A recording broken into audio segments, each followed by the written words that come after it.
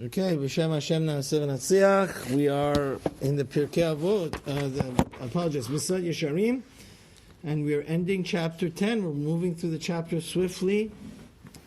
Easier said than done, but we can hope that through review,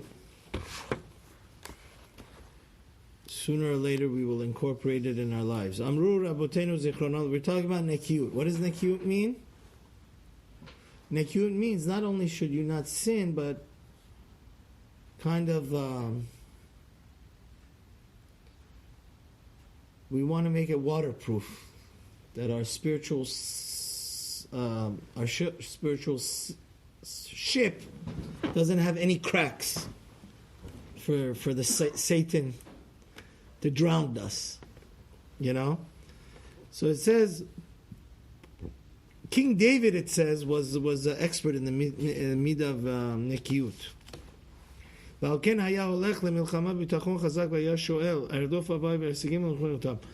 this is a very powerful motivational thing. He says King David, since he had a lot of self-confidence, since he knew that not only was he Zahir and Zerizut, but he got to NEKIYOOT.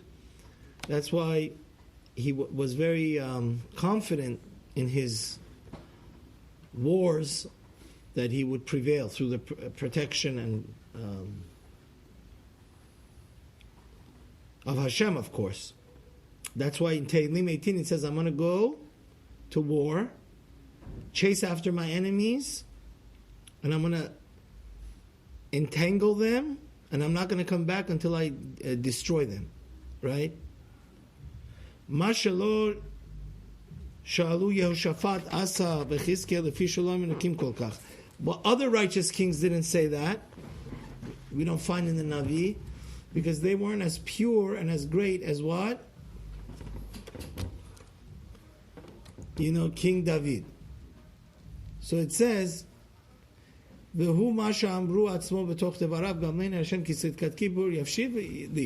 King David over there in the same Tehillim 18 says, God, repay me my tremendous righteousness that it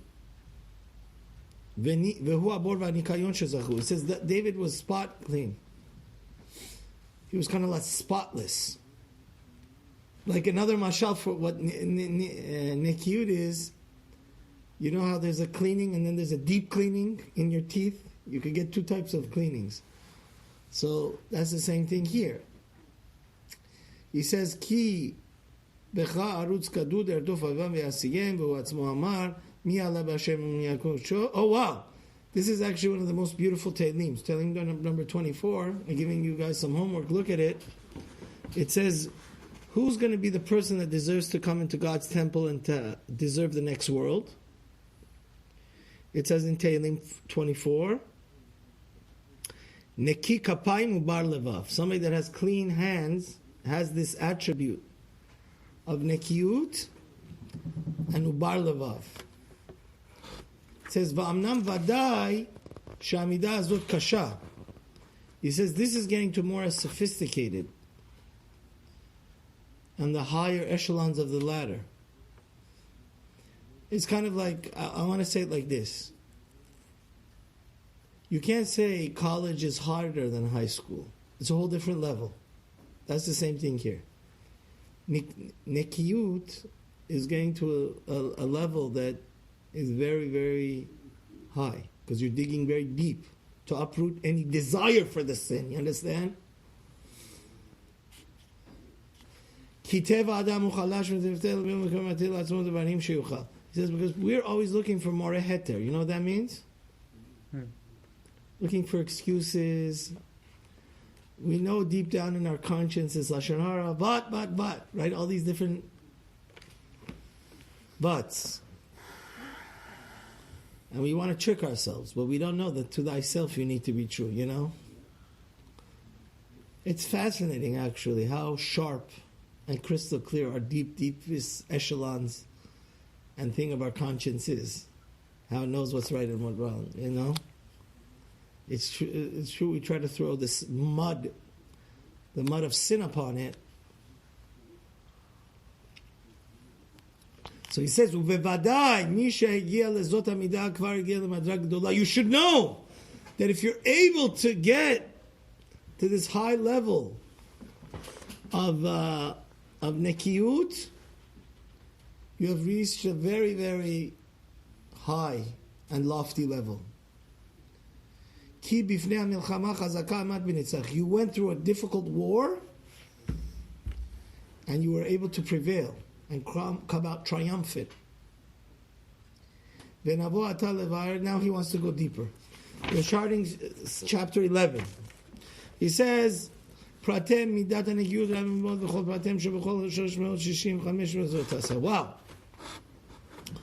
He says that you can. How many commandments does our Torah have? 613. 613. So it says 365 of them are negative. NEKIYOOT, this is why I said it's a very complex thing. You can go and audit yourself to make sure that in every one of these 365 negative commandments, you're scot clean. Right? There's no cracks in your spiritual structure of greatness, you know? He says, Ki amnam, inan midah kfar amiti shehu l'kol naki mikol anfei averot, ve'ulam af al pi shebechol averot tishtadel yetzara lachtiat ha'adam. He says, no, make no mistake, the Satan is programmed to take you a one-way ticket to hell 365 ways. Through 365 different what? Boulevards. Right? And what are those boulevards? These 365 different sins. He says, he says some of them, like sexuality and stealing and lusting after money, by nature, that we have flesh and blood, we're kind of addicted to it, right? It's very, very difficult. And he says, "Uvahem mar'elo yoter hitratem," and some of them, they don't have necessarily anything to do with physical pleasure, but then the Satan says, you know, but okay, there's an exception to the rule, and you should sin, right? You really have to be go into overdrive and put a lot of effort to not only be scot-free, crystal clear free. You know, they say we don't want 99% purity, like in chemistry you learn, but we want 24 karat, right? Not 18. We want 24 karat gold, our soul to be totally scot clean of this spiritual poison of the Satan, right? And he says, so he says, there's a fascinating Gemara in the end of Makot that says like tricking people in business and stealing from them and sexual sin, a person really, really desires and wants them deeply. So the Gemara actually says a crazy thing there. The Gemara says every second you don't sin, it's like you're doing a mitzvah. Can you imagine? Because the body really, really... So he says, "Ve'ineh anachnu ro'im sha'af al pi shelo rov bnei adam ganavim begiluihem." So now he wants to explain this in NEKIYOOT. What does it mean exactly? He says, you know, the fact of the matter is, most people are not going to be highway robbers, right? Like, most people are not going to go stick their hand into your backpack and take your iPhone or your wallet. But he says a lot of them taste the taste of stealing in their, in their, unfortunately, when they do business, you know that, and that's very sad. So he says, what does that mean? He brings different cases of how they may not be highway robbers or stick their hand in their friend's pot and take out their money out of their friend's pocket. But he says,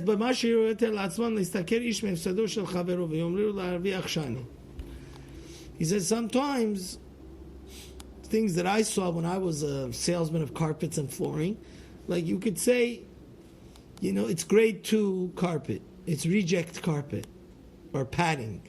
Nobody sees it. The padding, there's carpet. People don't really have carpet that much more.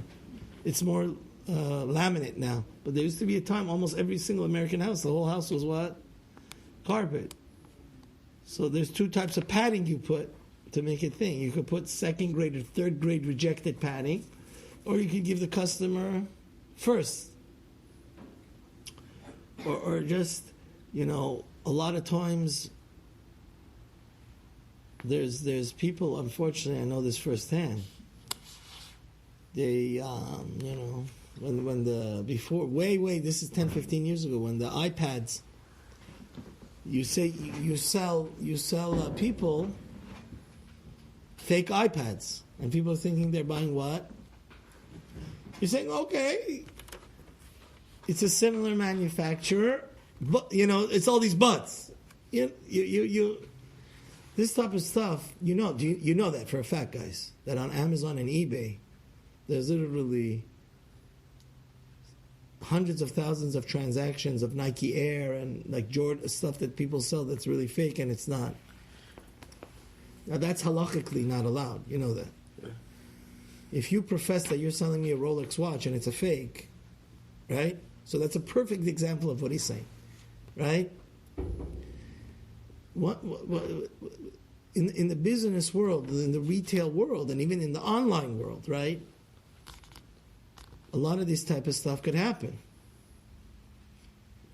Or let's take even a doctor. A doctor could know that, like, a certain amount of his things really are fake, are pseudo-medicine, his pills. Like, what are the DOs called? That's like other type of doctor of osteopathic. Yeah, osteopathy. Yeah. So they'll sell you thousands of dollars to their patients a year, sometimes even $10,000s of supplements, and they really know deep down there's no, A lot of this comes every day up in business, where it's shady, it's really, you wouldn't sell it to your brother that way, but to make money, you'll sell counterfeit stuff, you'll sell stuff that you really know is not going to help your patient. But there's just so much profit to be made. Money blind, you should know that. It's very sad that money always has the tendency to corrupt people and blind them.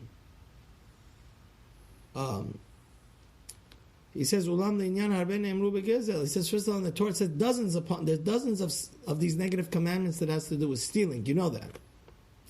It says, lo ta'ashok, lo tigzo, lo tignovu, lo ta'chisho, lo tishakru ish b'ma'amito. Here's another example where you hire a contractor. This is also cases that people come to me as a rabbi. They're not happy with the way the contractor did the project. So they just pay him half. Now, who said, did you take him to Beit Din? Right? That's a type of stealing. So to think that these stuff don't come up, it comes up every day. Or you don't pay your worker on time. One of the 613 commandments is that you have to pay him within 12 hours of his work is finished. So let's say you pay him once a month or twice bi-weekly, you need to pay him on time. When you don't, it's a type of stealing. Or borrowing without permission. Remember we had that whole halacha with tefillin last week. So it says, or here's another thing. You're not Here's another perfect example that it could even a person that owns a religious a Jewish store could do. There's a lot of shysters. There's people that actually a rabbi in the city that's a good friend of mine said that he had a friend that his father was in this business, and they sell fake tefillin to people in Israel. I'm telling you, I told you, a lot of people are wearing costumes. Yeah, because what happens is, and then I asked him, why did your dad, the guy was a religious guy that was doing this. He said, well, a lot of people that buy it are Christian, they're buying it in the Arab shuk.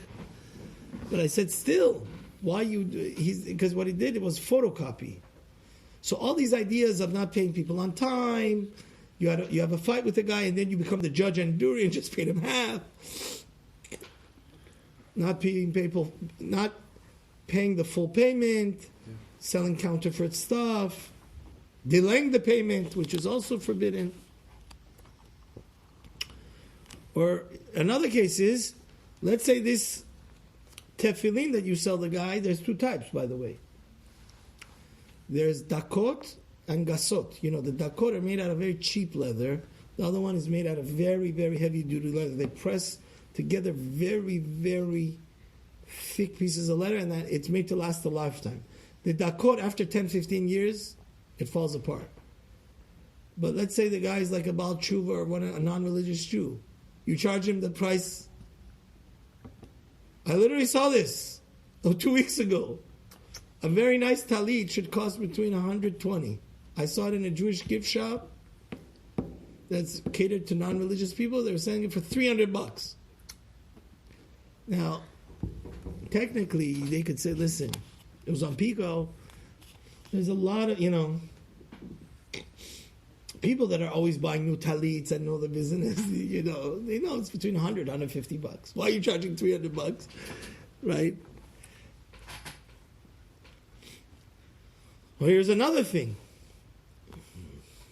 This is a case that we're dealing here in our own synagogue. If you know that your friend, let's say you work for your friend for 20 years in his pizza shop, then you go right across the street and you make another kosher pizza shop. And then you undercut your friend and charge half to steal all his. You basically cause the other guy to go what? Out of business. Out of business. When it comes to money, people are very, brothers, they become the biggest of enemies over money. So to say that with the MESILAT YESHERIM is, I just tell you, it's a lot of times we think that Chachamim are exaggerating, God forbid. But sometimes it takes you 50 years to realize how true the words of the Pirkei Avot and the Talmud is. And a lot of times you don't appreciate it until you get stung. En adam omed al divrei Torah ela mi shenekashel ba. Right? Or here's another case I'll give you. Somebody in a Bet Din, this case happened to me. They tell him, listen, you have no claim. And then he throws away what the Bet Din says, even though he went there 27 times. And then he goes, takes away the building from the guy. That, in Shamayim, it's not your building, you stole it. Who cares what the fake American libetard laws say that are... So when it comes to money and undercutting people and counterfeiting people and not paying them full, right? There's a strong urge to try to squeeze people, It says, it says, it always, in trade, this stuff of shady stuff always comes up. A naki is a person that says, I don't want 1%. Just today, 2 hours ago, me and Rabbi Eli had this problem regarding a business transaction. A lot of times, you could take advantage of people in business. Now, what's the golden rule? It says, "V'ahavta kamocha," love your neighbor as yourself. That's the test for your conscience. Would you like somebody to screw you over that way? If not, then don't do it to anybody else. It's a very simple litmus test, right? And he says, it's not like they're going to go put you that you're the mafia for doing this stuff.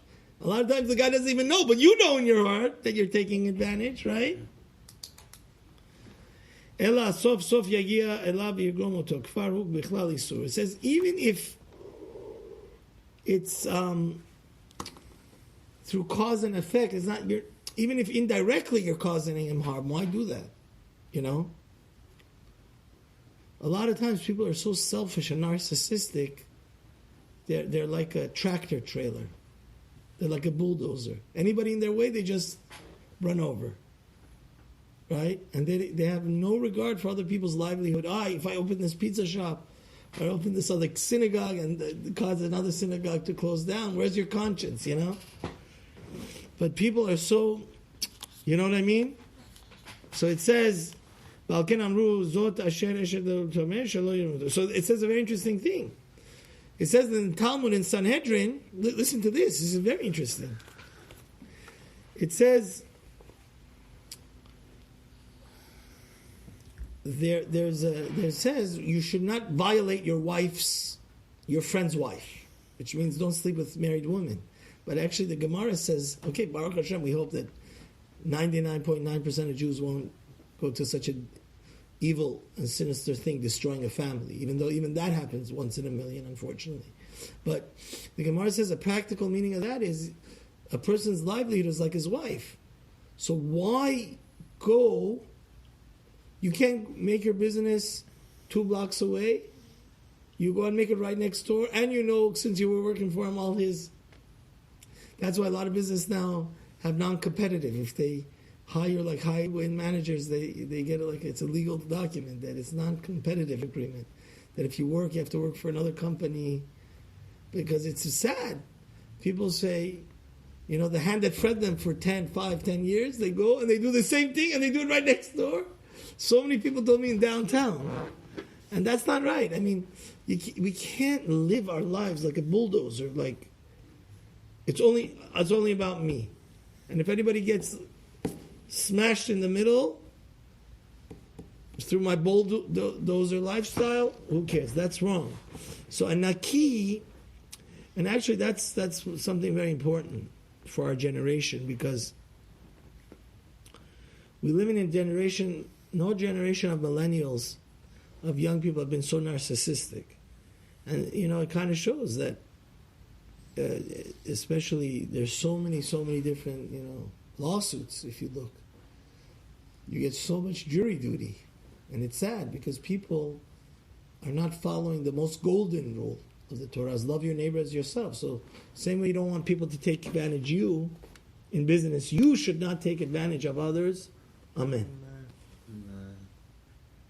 But Rabbi, how are you supposed to run a business? And let's say I get 100 carpets, 50 a pop, and I sell each of those carpets for 300.